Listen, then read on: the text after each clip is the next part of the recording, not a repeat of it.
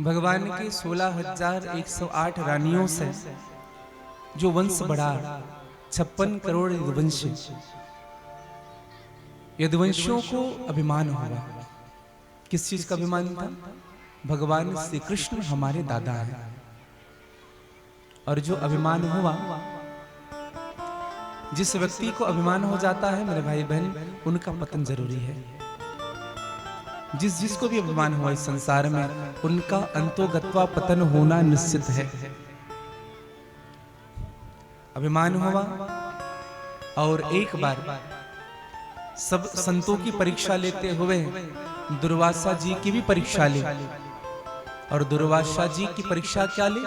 सांब के पेट में एक वस्त्र डाल दिया गया और सब संत महात्माओं से पूछते थे इसके पेट में है क्या, लड़का है कि लड़की? सांब को स्त्री बना दिया गया था, पेट में कपड़े डाल दिए गए थे। सबसे पूछते थे बताओ इसमें लड़का है कि लड़की? और सब संत मौन रहते थे तो उनकी मजाक उड़ाते थे। दुर्वासा जी ने कहा इधर आओ मैं बताता हूं। इनके पेट में है तो वस्त्र, लेकिन वह वस्त्र लोहे का मूसर हो जाएगा और पूरे यादव सेना समाप्त हो जाओगे। पूरे यादव एक भी नहीं बचोगे। अब भैया शाप मिला। अक्रूर जी को आकर के बताया गया। अक्रूर जी ने कहा एक काम करो, इस मूसल को समाप्त कर दो। कृष्ण को मत बताना, नहीं तो कृष्ण गुरु के अपमानों को स्वीकार नहीं कर पाएगा। कृष्ण तुम सबको समाप्त कर देगा। उस लोहे के मूसर को एक समुद्र के किनारे जाकर के घिसा गया। उनसे जो छोटे छोटे बुरादे हुए, उन्हीं से एरिका नाम की झाड़ी हुई। एक टुकड़ा बच गया, उनको फेंक दिया। इनसे क्या होगा? और उसी लोहे के टुकड़े को एक मछली ने निगल लिया और उसी मछली को एक व्याधि ने पकड़ा है। पेट से निकाल करके उस लोहे के फल का एक बाण बनाया है, जिनसे भगवान श्री कृष्ण के चरण को बिधा गया। शाप तो शाप होता है भैया। एक दिन सभी यादव राज्य की मद में मद होकर के हमें राज्य चाहिए, हम राजा बनेंगे, द्वारिका का आधिपत्य हमारा होगा, एक दूसरे पर आरोप लगाते हुए, लड़ते हुए, एक दूसरों का विरोध करते हुए उसी स्थान पर पहुंचे और उसी एरिका नाम की झाड़ी को खाड़ करके एक दूसरे को मार मार करके 56 करोड़ यदुवंशी समाप्त हो गए। मेरे भाई बहन, आज भगवान श्री कृष्ण उद्धव जी से कहने लगे कि उद्धव, आज से 7वें दिन यह पूरी पृथ्वी जलमग्न हो जाएगी। इसलिए उद्धव, आज मैं तुम्हें कुछ उपदेश बता रहा हूं। भगवान श्री कृष्ण कहने लगे कि उद्धव, आत्मा ही आत्मा का गुरु होता है उद्धव। ऐसे तो संसार में बहुत सी योनियां हैं, लेकिन सबसे अगर कोई प्रिय मुझे योनि है उद्धव, तो हम मनुष्य की योनि है। मनुष्य की योनि मुझे सबसे अधिक प्रिय है। एक बार दत्तात्रेय जी महाराज जंगल में सोए हुए हैं। एक यदु जो राजा थे, वह जंगल में विचरण करते हुए जा रहे थे। दत्तात्रेय जी महाराज को देखे। दत्तात्रेय जी से जाकर के पूछा कि महाराज आप कौन हैं?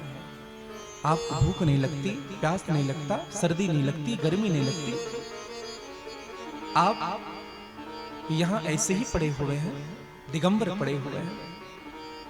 दत्तात्रेय जी महाराज ने कहा कि मेरा नाम दत्तात्रेय है। बोले दत्तात्रेय भगवान की जय। और मैंने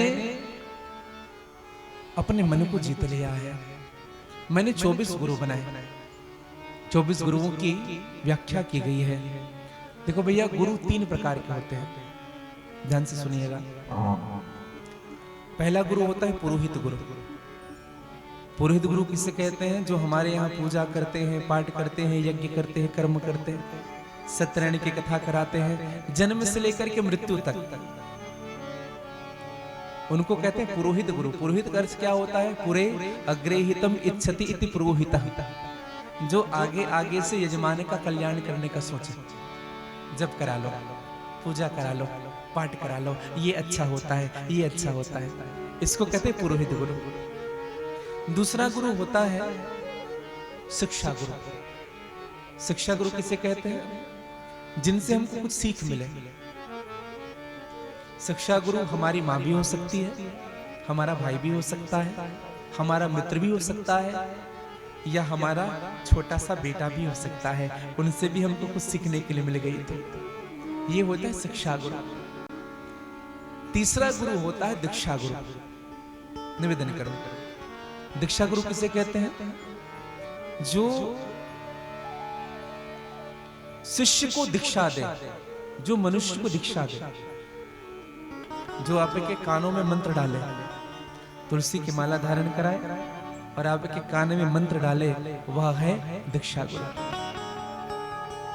और दीक्षा गुरु एक ही होता है भैया। एक निवेदन करूं, गुरु जी तो बहुत होते हैं, जिनसे कुछ भी सीखने के मिल जाए वो गुरु जी है, लेकिन गुरुदेव तो एक ही होते हैं।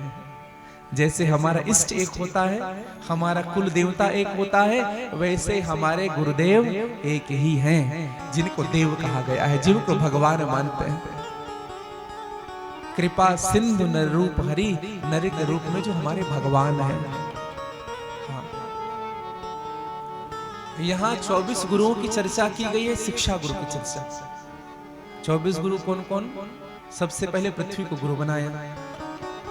पृथ्वी से क्या सीखा? पृथ्वी जैसी सहनशील जीव को होनी चाहिए। खाद कोद धरती सहे, काट कूट बनराय, कटुक वचन साधु सहे, और सो सहा ना जाए। पृथ्वी से सहनशीलता सीखिए भैया। हाँ, सहने की क्षमता। वायु को गुरु बनाया। वायु से हमने क्या सीखे? वायु बहुत तेज चलती है, ठंडी ठंडी लग रही है, गरम गरम लग रही है, लेकिन किसी ने आज तक वायु को देखा नहीं, वायु की हरा है कि पीला है कि नीला है कि काला है। वैसे ही संत का जो उपदेश होता है, संत कभी मन में ये न रखे कि मुझे दुनिया पहचाने, केवल अपने उपदेश के माध्यम से संत को जगत का कल्याण करना चाहिए। अपने आप को दुनिया के सन्मुख दिखाने का कभी संत का प्रयास नहीं होना चाहिए। तीसरा, मैंने आकाश को गुरु बनाया है। आकाश का भाव ही अवकाश से है। अब देखिएगा, आकाश का जब एक छोर जब देखते हैं ना, कहीं पहाड़ी में जाकर के देखें तो ऐसा लगता है कि आकाश पृथ्वी से मिल रहा है। फिर थोड़ा आगे बढ़ते हैं, फिर ऐसा लगता है फिर आकाश और आगे चला गया। उसी प्रकार से आकाश असीमित है, उसी प्रकार से परमात्मा भी असीमित है। मैंने जल को गुरु बनाया है। जल का स्वभाव क्या है? ठंडा। जल को कितना भी गर्म कर दो, जल अंत में ठंडा ही हो जाता है। जल का स्वभाव है। इसलिए जीवन में ऐसी वाणी बोलिए कि मन का आपात हो। ऐसा वाणी कभी किसी को नहीं बोलना चाहिए जो खुद को अच्छा न लगे। कभी भी किसी को बोलने के पहले ना ये बात मन में जरूर विचार करना, यही बात अगर कोई मुझसे कहता है तो मुझे कैसे लगेगा। जिन्होंने वाणी को सुधार लिया ना भैया, उनका जीवन सुधर जाता है। वाणी बहुत विचार करके बोलना चाहिए, बहुत विचार करके। फिर मैंने गुरु बनाया अग्नि को। अग्नि से हमने क्या सीखी? विवेक ही अग्नि है। अग्नि जो अग्नि में जो कुछ भी डालो वो जल जाता है। उसी प्रकार से हमारे हृदय में भी विवेक की अग्नि जलनी चाहिए, जिनसे हमारे हृदय के जो बुरे जो विचार उत्पन्न होते हैं उनको हम समाप्त करते रहे। मैंने चंद्रमा को गुरु बनाया। चंद्रमा से मैंने क्या सीखी? बच्चों को थोड़ा चुप कराइए या पीछे बिठाइए। बच्चे चिल्लर बहुत बजते हैं।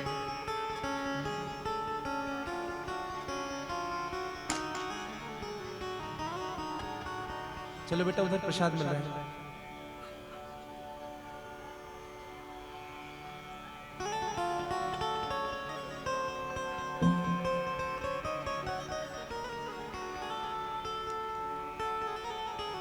जेब में सिक्का हो ना, बजता बहुत।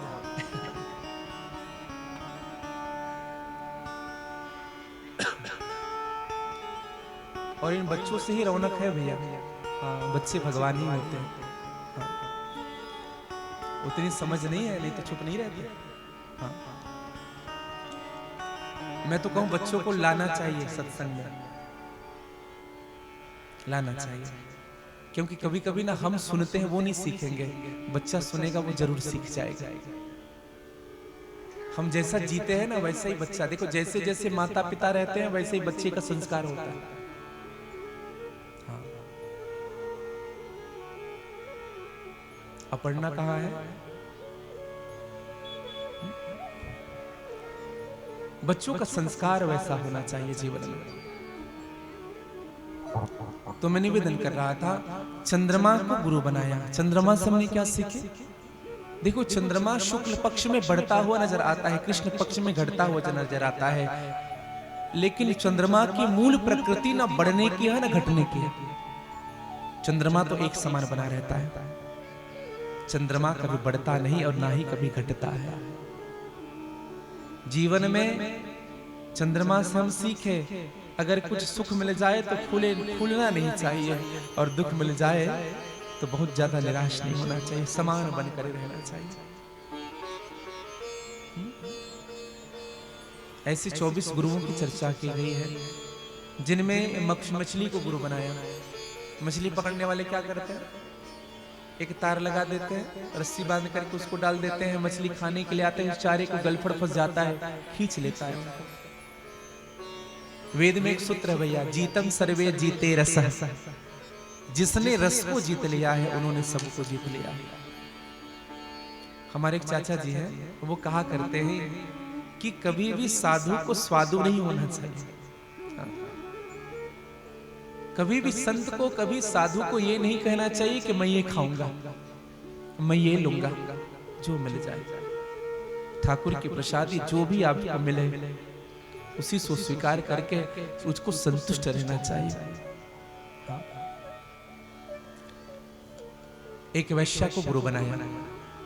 वैश्या कर जो 1000 वाला ग्राहक आती थी ना उनके यहाँ, तो घर के बाहर नगाड़ा रखा रहता था, कोई एक बार नगाड़ा बजाए। वैश्या को लगता था 1000 ग्राहक आ रही है, घर के बाहर नगाड़ा रखा रहता था, 2 बार बजे तो 2000 ग्राहक। आज तो इतने नगाड़े बजे, डमडम डमडम डमडम डमडम डमडम डमडम, इतने नगाड़े बजे। वैश्या इतनी खुश हुई, कहा कि आज इतना पैसा मिलेगा, खूब बड़ा सेठा रहा। सुबह से इंतजार करते करते 2 घंटे बीत गए, शाम हो गए, रात हो गए। रात भर सजी धजी तैयार रही, ऐसा लगा कि रात में आएगा। सुबह 7 बज गया और जब निकल करके देखा तो कोई नहीं था। किसी पागल ने उस नगाड़े को बजा दिया था। वैश्या को लगा यही इंतजार अगर मैं अपने गोविंद के लिए करती, यही इंतजार अगर मैं अपने प्रभु के लिए करती, तो प्रभु मुझे अवश्य दर्शन देते। जितना इंतजार, जितना हम संसार के लिए करते हैं, कभी वो कार्य संत के लिए करके देखिए, कभी वही इंतजार मेरे गोविंद के लिए करके देखिए। जो इंतजार मेरे प्रभु के लिए होगी ना भैया, वो इंतजार बहुत सुखद होगा। आप जब से इंतजार कर रहे हैं तब से आपका मन भगवान के चरणों में लग चुका है। इस परिवार में 3 वर्ष पहले से 2.5 वर्ष, 3 साल हो गया ना, जब डेट सुनिश्चित हुआ, फिर कोविड के चलते फिर आगे बढ़ा, फिर डेट सुनिश्चित हुआ, फिर आगे बढ़ा, अभी फिर डेट सुनिश्चित हो गया था, 1 फरवरी से था, और फिर आगे बढ़ा। तो हमें ऐसा लगता है भगवान इंतजार कराते कराते कराते कराते इन सब को अपने और नजदीक लाना चाहते थे। निरंतर भगवान की याद बनी रहे जीवन में। इंतजार करना है ना भैया, तो उनका इंतजार करिएगा जिनके आने से हृदय को शांति मिले सदैव।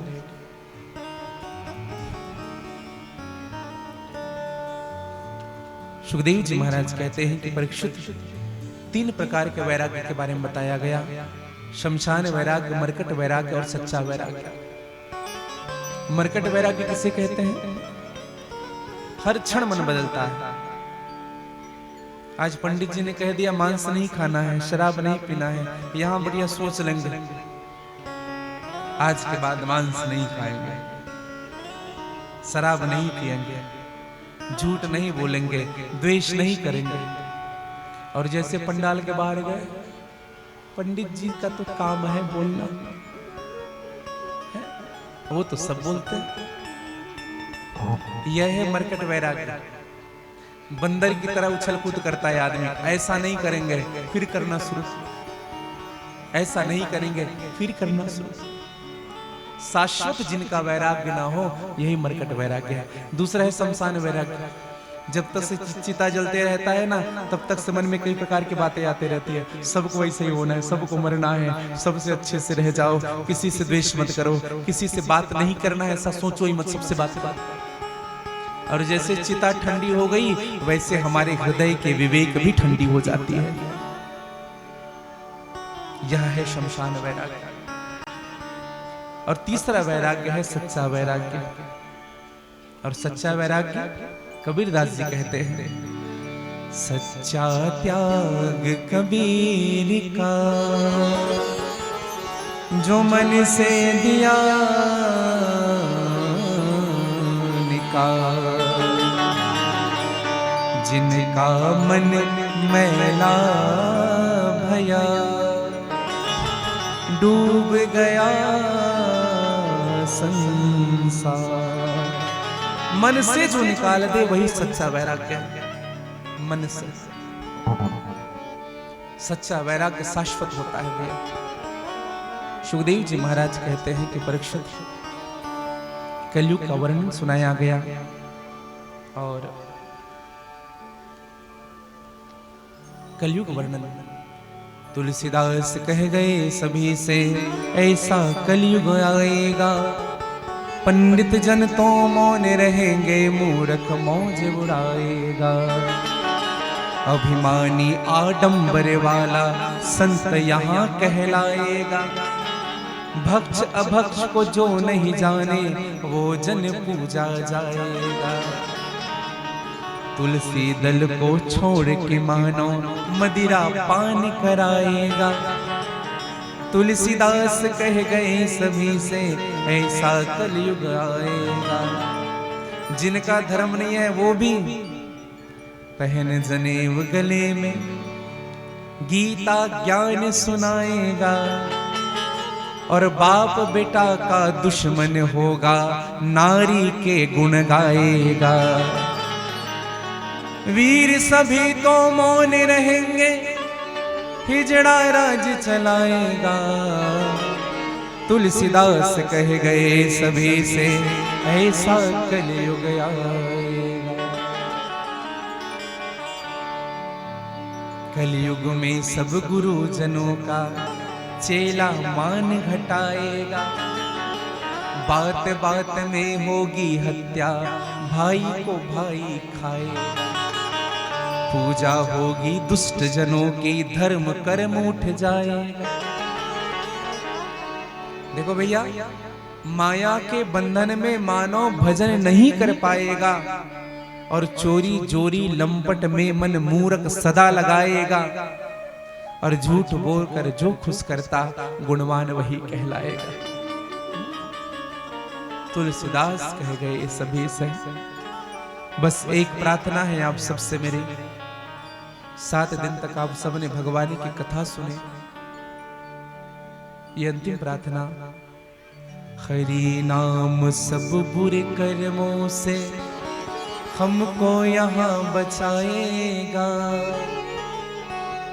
भवसागर से तरने का बस एक मार्ग रह जाएगा। केवल हरे नाम, केवल हरे नाम, केवल हरे नाम। जीवन में अगर भगवान की कथा समझ में ना आए, भगवान की लीला समझ में ना आए, भगवान के गुण और धाम समझ में ना आए, तो केवल हरे नाम, हरे नाम, हरे नाम, केवलम, केवल भगवान का नाम ले लेना मेरे भाई भाई। केवल भगवान का नाम। इस कलिकाल में नाम की ही महिमा है। केवल नाम। आइए हम निरूपण की कथा श्रवण करें संक्षिप्त रूप से। जो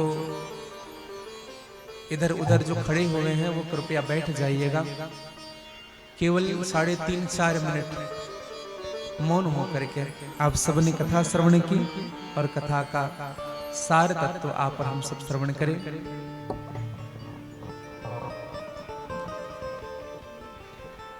दोनों हाथ जोड़ लीजिएगा, आंख बंद कर लेंगे।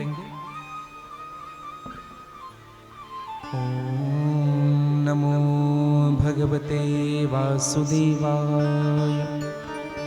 श्रीमद् भागवत कथा के 10 लक्षण बताए गए हैं। सर्गे विसर्गे स्थान पोषण उतिमन्वंतर कथा ईशानु कथा निरोध मुक्ति और आश्रय। प्रथम स्कंद में सुखदेव जी का जन्म, परीक्षित का जन्म, कुंती स्तुति, भीष्म स्तुति, परीक्षित की सभा में सुखदेव जी का आगमन आदि वर्णन सुनाया गया है। दूसरे स्कंद में सद्यो मुक्ति, क्रमो मुक्ति का वर्णन, ब्रह्मा की उत्पत्ति, चतुश्लोकी भागवत की व्याख्या सुनाई गई है। तृतीय स्कंद में विदुर मैत्रेय संवाद, कपिल देवहूति संवाद, हिरण्याक्ष का वध आदि वर्णन सुनाया गया है। चतुर्थ स्कंद में सती चरित्र, ध्रुव चरित्र, ध्रुव जी के वंश का निरूपण सुनाया गया है। पंचम स्कंद में प्रियव्रत चरित्र, अग्निद्र चरित्र, नाभि चरित्र, जड़ भरत की कथा, रघुगण, खगोल भूगोल और 28 प्रकार के नरकों का वर्णन सुनाया गया है। छठवें स्कंद में अजामिल उपाख्यान, गुरु हत्या का परिणाम, मरुद गणों की उत्पत्ति आदि कथा सुनाई गई है। सातवें स्कंद में प्रहलाद चरित्र, ध्रुव चरित्र, प्रहलाद चरित्र, नरसिंह देवी की कथा आदि वर्णन सुनाया गया है। आठवें स्कंद में गजेंद्र उपाख्यान, समुद्र मंथन, वामन चरित्र और मत्स्य अवतार की कथा सुनाई गई है। नौवें स्कंद में सूर्यवंश की कथा, राम जी की कथा, भगवान श्री कृष्ण का प्राकट उत्सव सुनाया गया है। 10वें स्कंद में भगवान की विस्तार लीला, गोकुल लीला, वृंदावन लीला, मथुरा लीला, द्वारिका लीला आदि वर्णन सुनाया गया है। 11वें स्कंद में 9 योगेश्वरों का संवाद, कृष्ण उद्धव संवाद, यदुवंशियों को शाप लगना, आपस में संहार होना, भगवान का सुधाम गमन, उद्धव जी का बद्रिकाश्रम गमन। 12वें स्कंद में कलयुग के दुर्गुणों का वर्णन सुनाया गया है। जिस प्रकार से निगमागमम यथा गंगा देवा चमुच्चतो यथा वैष्णवानाम तो यथा शंभु प्राणानाम इदम, तथा बहने वालों में जैसे गंगा श्रेष्ठ है, देवताओं में भगवान अच्युत श्रेष्ठ है, वैष्णवों में शंकर श्रेष्ठ है, वैसे ही श्रीमद् भागवत सभी पुराणों में सबसे श्रेष्ठ ग्रंथ माना गया है। जैसे क्षेत्रों में कांसी श्रेष्ठ है, भागवत में श्रीमद् भागवत पुराणों में सबसे सर्वोत्तम शास्त्र माना गया है। वैष्णवा नाम परम धनम, वैष्णवों का परम धन भागवत है। परमहंसों की संहिता भागवत है। ज्ञान भक्ति वैराग्य की त्रिवेणी इस भागवत में बहती है। जो इस त्रिवेणी में स्नान करता है उनके सभी पाप समाप्त हो जाते हैं। वैष्णवानां तु शास्त्राणि ये अर्चन्ति गृहे नरः सर्व पाप विनिर्मुक्ता भवन्ति सुरवन्दिता।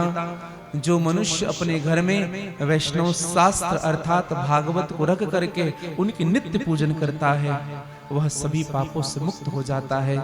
देवता भी ऐसे पुरुष की वंदना करते हैं। यच्छन्ति वैष्णवे भक्त्या शास्त्रम भागवतम ही है कल्पकोटि सहस्त्राणि मम लोके वसन्ते। भगवान विष्णु ने ब्रह्मा जी से कहा, जो लोग विष्णु भक्त पुरुष को भक्ति पूर्वक भागवत शास्त्र समर्पण करके मेरी कथा श्रवण करते हैं वे हजारों कल्पों वर्षों तक वैकुंठ में वास करते हैं। इस कलयुग में जिनके घर, जिस वैष्णव के घर भागवत नहीं है वह वैष्णव नहीं, वह चांडाल है। जो श्रीमद् भागवत की कथा अपने घर में करा लेता है, यह पठेत प्रत्युन्नतम श्लोकम भागवतः सुतः अष्टादश पुराणानाम फलमाप्नोति मानवः। उनको 18 पुराण कराने का फल प्राप्त होता है, 18 पुराण श्रवण करने का फल प्राप्त होता है। श्रीमद् भागवत भगवान का वामंगमय स्वरूप है। श्रीमद् भागवत भगवान के मुख से निकली हुई संस्कृत वाणी है। श्रीमद् भागवत पंचम वेद है। श्रीमद् भागवत सभी उपनिषदों का सार है। श्रीमद् भागवत रस सिंधु है। श्रीमद् भागवत ज्ञान भक्ति वैराग्य का समुच्चय है। श्रीमद् भागवत सभी पुराणों में सबसे सर्वोपरि है, इसलिए इनको श्रीमद् शब्द से अलंकृत किया गया है। श्रीमद् भागवत भगवत तत्व का प्रकाश पुंज है। मृत्यु को मंगलमय बनाने वाला ग्रंथ भागवत है, और अंत में नर को नारायण में समा देने का अगर कोई श्रेष्ठ साधन है तो वह श्रीमद् भागवत है। भगवान श्री कृष्ण सममय वृक्ष के नीचे बैठे हुए हैं, अपने बाएं पैर को दाएं जंघा पर रखे हुए हैं। भगवान के पृष्ठ भाग से प्रकाश निकल रहा है, और एक व्याधि ने आकर के शब्द वेदी बाण छोड़ा। वह शब्द वेदी बाण आकर के भगवान के चरणों को लगा है। व्याधि ने आकर के भगवान से क्षमा मांगी, प्रभु आपके श्री चरणों को मेरा बाण लग गया, मुझे क्षमा कर देना नाथ। भगवान ने कहा कि व्याधि भैया, पूर्व जन्म में तुम बाली थे, मैं तुम्हें छुप करके मारा था, मेरे कारण तुम इस दुनिया से गए थे, और आज तुम्हारा बाण मेरे चरणों को लगा, मेरे कारण मैं स्वधाम जाऊंगा। भैया यह दुनिया गोल है, जो जैसा कर्म करता है अंतो गत्वा उनको उनकी सजा भोगनी ही पड़ती है। कोई लाख करे चतुराई, कर्म की लेख मिटे न रे भाई। चाहे वो जीव हो चाहे ईश्वर ही क्यों न हो, अंत गत्वा उनको उनकी सजा भोगनी ही पड़ेगी। भगवान स्वधाम जाने वाले हैं। उद्धव जी ने चरण पकड़ा, अर्जुन भी सामने है, और मैंने संतोष से सुना सुदामा भी सन्मुख खड़ा हुआ है। उद्धव जी ने कहा, प्रभु आप स्वधाम जा रहे हैं, भला धर्म किसकी शरण में जाएगा। उसी क्षण भगवान ने कहा, उद्धव तुम देखते रहो।